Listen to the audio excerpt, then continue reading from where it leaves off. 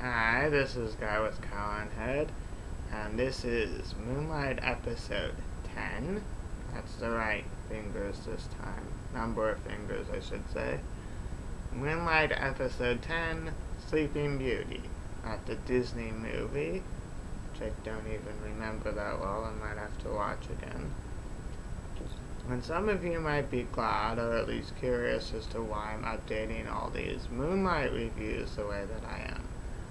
Well, I promised the readers of my Survivor blog that if I wasn't posting an episode of Survivor China on Fridays, that I'd be updating my reviews of this video then. So maybe I'll have to keep doing videos on Fridays when I'm done with this, so as to positively affect the algorithm. But I also don't know when I have to,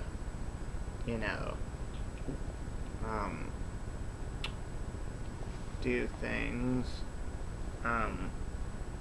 like what time of day, if that matters, or just any time on Friday. But we'll see. Typically the schedule is Moonlight reviews on Fridays, but maybe not every Friday, and then, whatever other videos, whatever other days that aren't Fridays. But I think I messed up once. Unintentionally, of course, because it was supposed to be the Saturday. Because I was still on YouTube.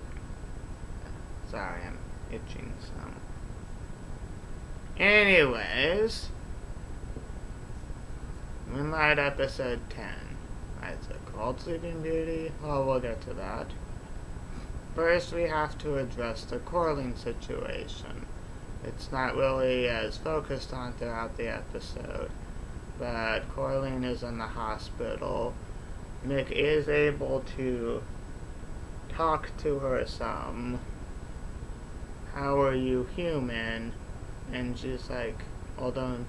Well, actually, first she asked, when he asked, I need to know, he's like, do you want to know how I survived the fire? I thought you killed her. And it's like, no, I want to know how you're human, but you do want to know how you survived the fire too, It's an important question, but,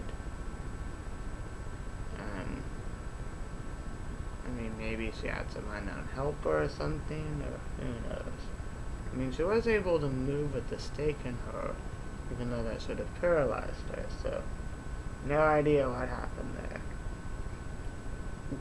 The point is, Coraline is in the hospital. They try to claim that they don't know how the stake got in her, but then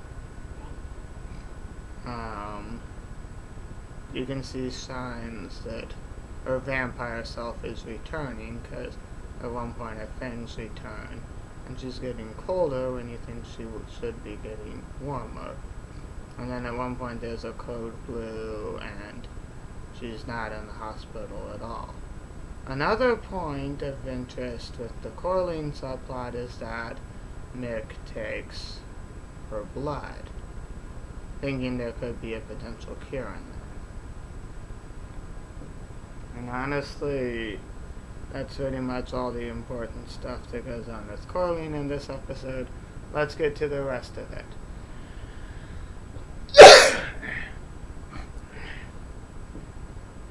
In the episode, an old man, maybe he's in the bar sitting next to me, making love to his tonic and gin.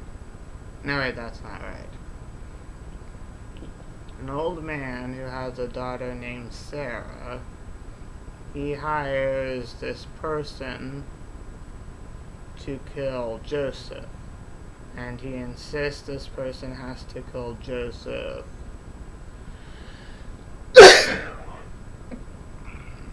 with fire.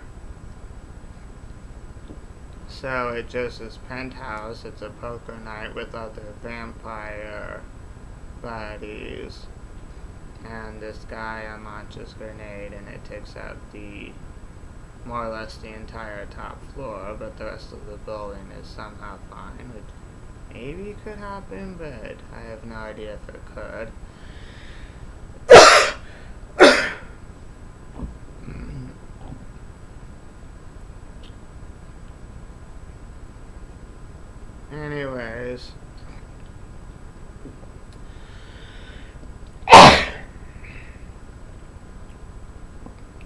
It seems Joseph is dead, so Mick wants to mourn his friend while Beth has to do a story about this person who died, namely Joseph. But then Mick goes into his apartment and there's Joseph revealed alive. So they do have to wonder, do vampires of a certain age, are they like, do they know how to survive fire or what? Or is there just something about them that does it? So now Joseph wants to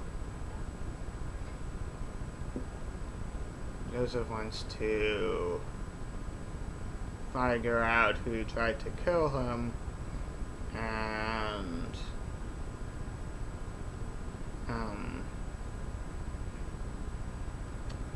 Nick wants to make it seem like he's still dead to ensure that the killer doesn't try to go after him again and finish the job.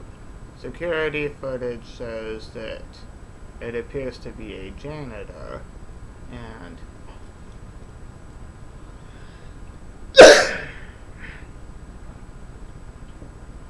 Mick can tell based on the heat signature that this janitor is a human and not a vampire.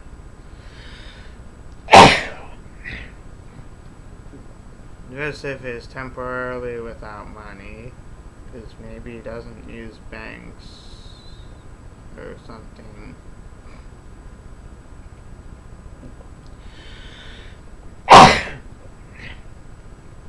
Sorry, my throat's a bit dry. So, basically he doesn't, there's money in the fireproof safe, but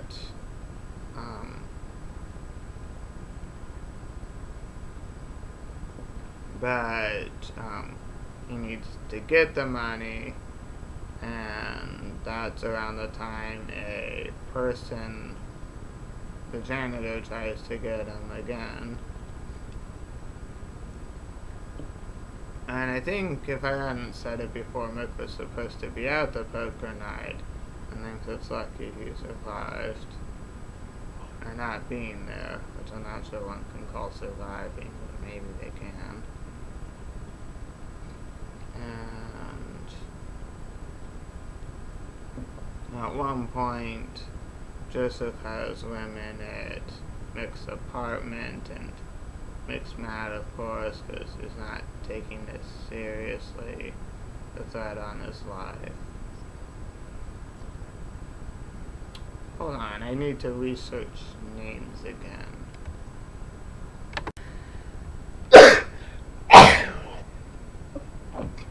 The supposed janitor is named Ralph, and he's the hitman. And he was hired by Mr. John Whitley over the mysterious disappearance and presumed death of a woman named Sarah, who is the daughter of Mr. Whitley. Basically, while Ralph is caught at some point and even put in police custody, he does escape. And he even confronts Mr. Whitley about Joseph, to when this man reveals that Joseph is in fact a vampire. But Ralph, even trying to kill Joseph again later, ultimately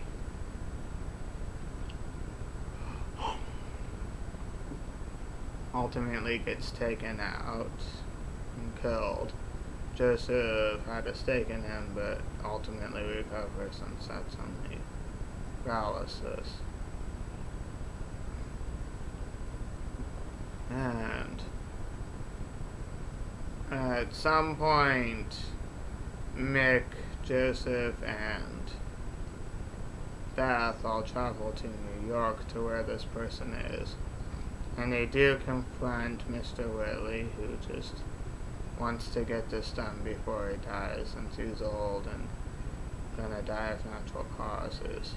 And he reveals that Joseph was once named Charles Fitzgerald, and he had to change his name after this missing person named Sarah disappeared. Ultimately, Joseph greets a nurse named Angela, and Mick and Beth are able to track Angela down, and she ultimately lets them in, where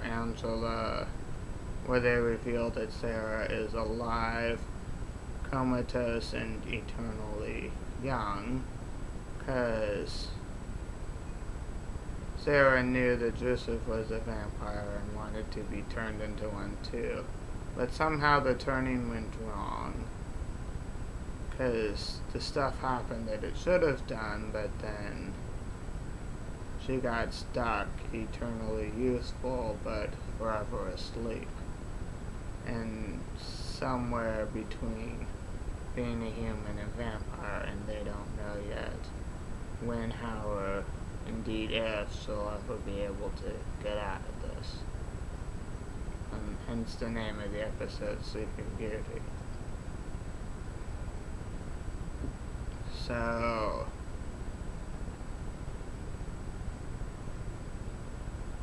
with the hitman taken out, Mr. Whitley, otherwise irrelevant and maybe dead, there was some friction between Beth and her boyfriend over this case and still working with Mick, which is why after they're done with it, while Mick wants to spend more time sightseeing in New York and spending time with Beth, Beth just wants to return home, so she does that.